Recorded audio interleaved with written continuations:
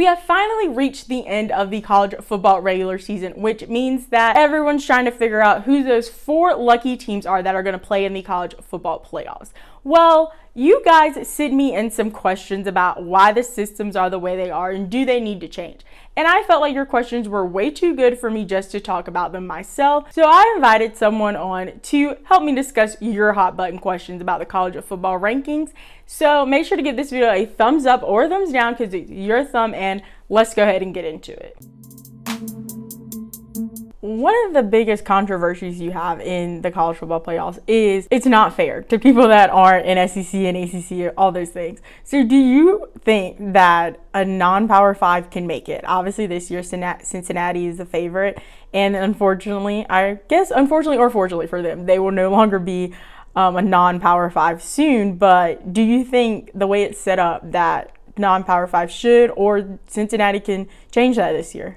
When people say it's unfair, like, I kind of agree and disagree, because I do feel like there's some personal biases against having a Power 5 school in there, because obviously, you know, this is also a money grab. You want to have the most popular teams in there that's going to draw the most interest. You want to have the most intriguing matchups. And when you put a G5 school like Cincinnati in, you want to risk of having a big blowout, because we know Cincinnati is a talented team. Before this season began, I said that Cincinnati was probably the best G5 school since 2011 Boise State. And Boise State was a Colin Kaepernick upset away from making it into the BCS National Championship game. But I do believe that Cincinnati, if they were matched up against Oregon, Ohio State, or even Alabama, I feel like they can give them competitive games. I don't really feel like nobody right now is really touching Georgia. But the biggest grievances is with these G5 schools. They go undefeated, but they don't really have an impressive win. Cincinnati, they defeated Notre Dame, and it seems like they don't really get a lot of respect for that.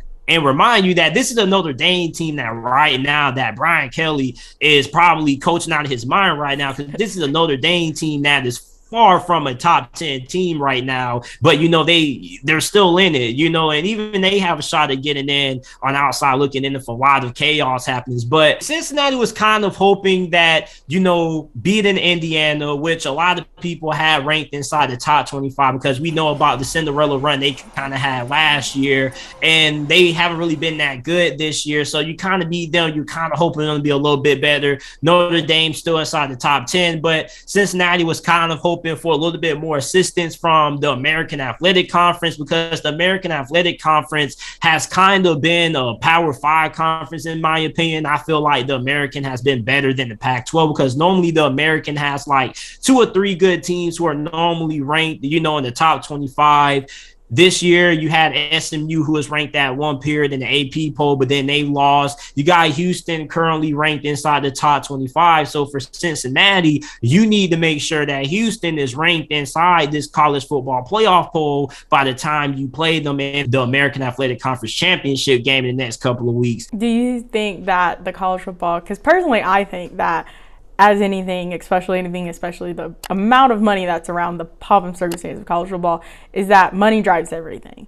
And so on the opposite hand of that, do you think that if Cincinnati, you know, they're going to the Big 12, they're changing it up, we don't know if they're going to be great or not, but do you think that will have a better chance, this Cincinnati team, if they were in the Big 12, would they definitely be a lock at least for in the college football playoffs? I wouldn't say a lock, because the Big 12 has a lot of teams who are still in the mix. You still have Oklahoma, you still have Oklahoma State, you still have Baylor. Like, you still have a bunch of schools in the Big 12 that right now are still in the mix right now.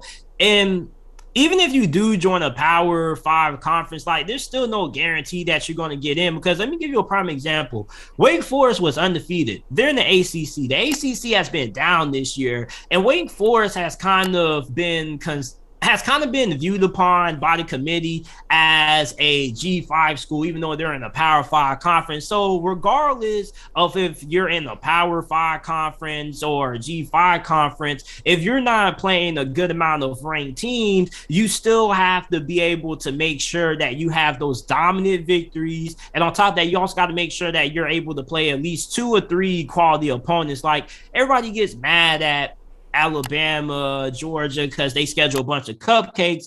But you also got to look at the fact that the SEC is just so dominant as a conference that you don't have to go out and you don't have to really be incentivized to schedule a competitive non-conference opponent. Meanwhile, a school like Oregon or a school like Cincinnati may have to schedule a competitive out of conference opponent to start the year off because, you know, their conference may not be good enough simply to just get them in. So the luxury of playing in the Big Ten, the SEC, is you don't really have to schedule good non-conference opponents because your conference is already good enough that, you know, you can just play your conference and still get in. So for Cincinnati, they have to make sure that they're able to play more competitive schools and make sure that they do a better job scheduling. It's not their fault because college football is stupid. They schedule these games like 2 decades ahead in advance. Like, why are we scheduling games for 2040? Makes no sense. We're in 2021. So really, the scheduling kind of is a big reason why we don't really see these G5 schools get in. Non-conference is, to me, as we all know in basketball, it weighs everything. And I feel like it doesn't give as much appreciation in football as because you know, you have your SECs that, you know, they are going to have to play each other. So people don't really look outside of their non-conference, which also is the thing that they forget when they go up and complain about that the CFP is awful and it should be getting rid of, or we should let, you know, fly flu. Let's have a January madness and have 64 football teams. Now, personally, I do have to say, I think that would be interesting. How do you feel about the weight of an undefeated compared to all the 5 million unlosses? Because a loss counts a lot in the CFP. Like, you know, when Alabama lost to Texas A&M, it felt like they were over, they were done. They basically could have lost every other game because every Alabama fan thought the world was ending. Yeah, so here's the thing, and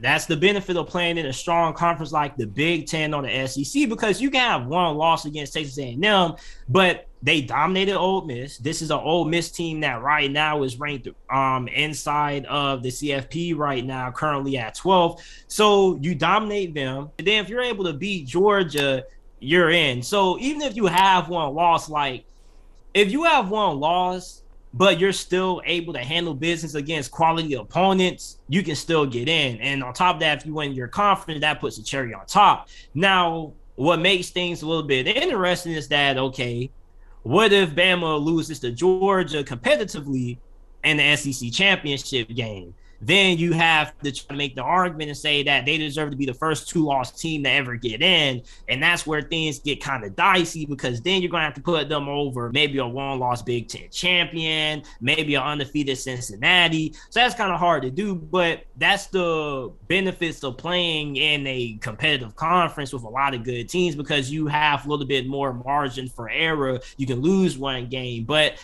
there are some teams who they get one loss and they just absolutely just plummet down the rankings. So if Cincinnati was to lose to SMU, I guarantee you they probably wouldn't even be ranked inside the top 15. And that's where we go to the conference bias, because, you know, Michigan State lost to a unranked Purdue team, and, you know, they didn't fall out the top 10 and stuff like that. Really, everything is up to the eyes of the committee. And I agree with your statement, you know, like maybe expanding would be better, but at the same time, you know, my thing with expansion is if you expand it, it's never going to be enough. You expand to 8 teams, it's always going to be a team that gets left out. You know, everybody wants more parity in college football because we see the same teams dominating, you know, Clemson, Ohio State. And this year I told people there's a chance that the college football playoffs are going to look really different, but you're not really going to have parity if you expand it, because then you're making the margin for error even bigger, because now Alabama, Clemson, Ohio State are pretty much locks every single year. They can lose 2-3 games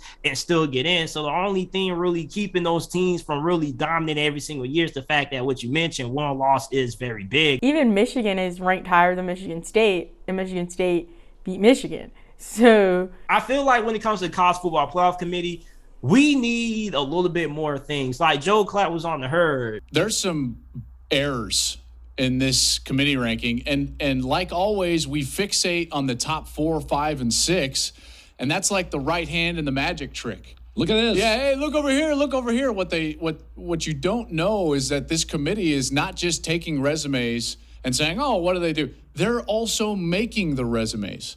I've said this for a long time. They are manipulating resumes by what they do from 10 to 25. We need a little bit more discussion. We need a computer model. We also need a little bit more people when it comes to the committee. Like, we just need a little bit more transparency. We need more arguments. We just have this small group of people who decide, and it's not enough eyeballs. You get what I'm saying? I completely agree. And I did an entire video about explaining how the college football playoffs works.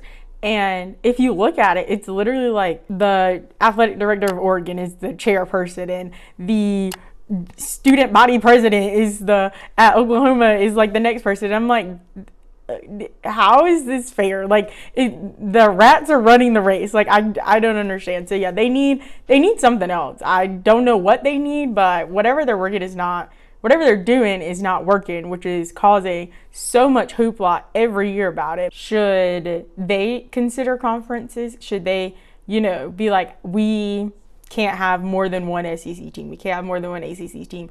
Or should they just be like the best teams? Because, they claim that they go just by the best teams, but I feel like I just like the fact they choose the best 4 teams and not just limited to one team per conference, because sometimes in certain instances when you had Georgia and Alabama matching up in the college football playoffs, sometimes the best 2 teams could both be in the same conference, like Alabama, Georgia, both 1 and 2, and you can both make the argument and say that, Alabama has probably been the second best team behind Georgia, and then it's everybody else. But I mean, like, there hasn't really been that year, like, until this one, when we've only had one truly dominant football team. So, I mean, like, the SEC is stacked. You got Texas A&M, you got Florida, you got Georgia, you got Ole Miss coming up, you got Arkansas. So, I mean, like, if you're playing in an already stacked conference, the chances are you're going to have more than one team that's good. Same thing with the Big Ten. You can make the argument and say that, 2 Big Ten teams deserve to be in. It goes kind of back to the whole, if you expand it or you not expand it, someone's still going to be left out. Someone's still going to be mad or upset. To me, I feel like, personally, when it comes to the win and the losses, that a loss weighs more than a win. Do you feel the same? It depends. It depends at the point of the season, because they always say you want to lose early and not lose late, because if you lose late, you don't have a chance to play catch up. Now, if you lose early, like Alabama, you still have some quality opponents left on your schedule that you can boost that resume up. Now, if you're a school like Cincinnati or Notre Dame, your margin for error is incredibly thin. You get what I'm saying? Like a lot of teams don't have that luxury of playing in the SEC. It's such a gauntlet. Like, you don't need, that's why they don't really have no incentives to schedule competitive out of conference opponents and stuff like that. And on top of that, you got a lot of teams who are scared to play a team like Cincinnati early on in the season, because think about it. You play Cincinnati, they beat you. You have everything to lose and nothing to gain, because you beat Cincinnati. If Alabama beat Cincinnati week 1, everybody's like, okay, they were supposed to beat Cincinnati. You don't really get no props. But if you lose to Cincinnati, then your season's pretty much down the drain, but you can make up for it. So I feel like wins outweigh losses in certain cases if you only have one loss. Now, 2 losses, we haven't really had a 2-loss team that really has been making a strong argument to really get in. Like, there's a 2-loss team that's going to get in. That means that, they had to play a gauntlet of a schedule. They basically had to run the SEC. And when you look at the CFP, because it hasn't been around as long, even though it feels like it's been around for 2,500 years now, it really hasn't been around that long. Do you think that it's better than the BCS? Absolutely. Like, the BCS was a computer, and it was just said you didn't have. I mean, like, we get mad because there's only a few people on the college football playoff committee. We had a computer who was just randomly picking these teams and stuff like that. Like, I feel like there's always going to be pros and cons to everything. Nothing is going to be perfect. There's always going to be flaws in every system. Same thing with government. Every single government is not perfect. You're always going to have some flaws, and you're going to have some pros. I just feel like there's never going to be a way to really get it right, even no matter what. At the end of the day, it's all about the money, and that's what makes the world goes round, and that's what definitely powers the college football playoffs. Well, there you go. The college football rankings is a hot mess. But let me know down in the comments what you would do to fix up the ranking system, as well as who your top 4 is. make sure to check out this video right here where I talk about how college football works, and check out JT's channel. I'll leave it in the description below. Make sure to subscribe and hit the bell to be notified every time I post a new video, which are on Mondays at 11 a.m. Eastern Standard Time. Give this video a thumbs up or a thumbs down because it's still your thumb. And remember, don't be afraid to join the convo. Scrap it and go American Idol style. Like, exactly. America gets to vote. Dancing with the Stars, everyone gets a vote each week.